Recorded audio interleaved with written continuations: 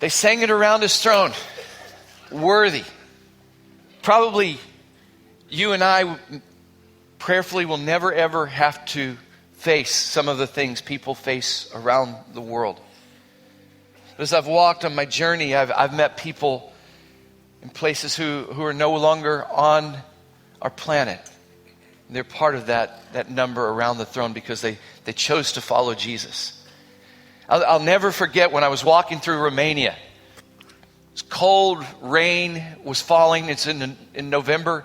This was in the communist days, near the end of those days. And a pastor came out and he wanted to walk with me with the cross. So he started carrying the cross, but he had a limp.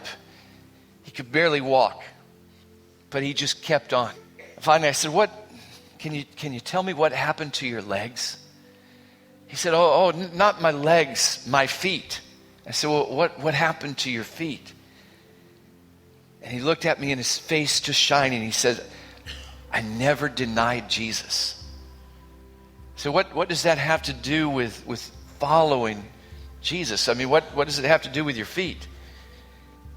And he told me his story, and it's a story of how he was a pastor and loved to preach, but he didn't just love to preach on Sundays or Wednesdays or Saturday nights. But wherever he went, he loved to tell people about Jesus. You see, real ministry, true ministry is simply the overflow of a life lived in love with Jesus. That's why I say I don't have a ministry, Jesus does. It's his ministry in my life, to my life, and through my life. That's why I say I've never led anybody to Jesus. If the Bible's true, he is the author and finisher of our faith. If he be lifted up, he will draw all men to him. No one comes to the Father unless he does it. It's just the overflow. And when you're in love, you can't shut up. And that's what this man was. And the authorities said, we're a communist nation. You're not allowed to preach outside your church. In your church, and they gave him special grace, 24 hours a day, 7 days a week, you can preach. But out there, you can't. He says, I'll never deny Jesus. They said, no, you don't understand. We're telling you, you can preach inside your church. You don't have to deny Jesus. He said, for me to stop talking about Jesus wherever I go is for me to deny him. He ended up serving 3 prison sentences. And on his final prison sentence, and over again, they would just have this conversation. He would tell them the same thing over again. I'll never deny Jesus. For me to stop talking about him is for me to deny him. His last prison sentence, he was about to be hung upside down in shackles, and they gave him this opportunity again.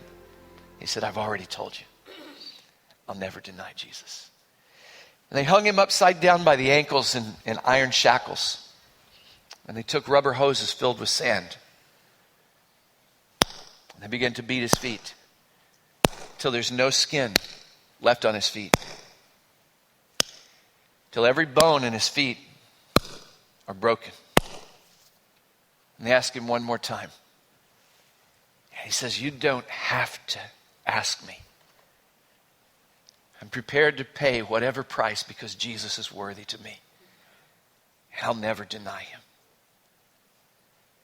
And they had 2 skillets with boiling oil.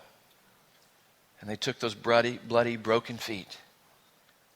And they stood him up in that. And he looked at me as he carried the cross, hobbling on that cold November day. His face shining like an angel. And he said, but I never denied Jesus. How much is Jesus worth?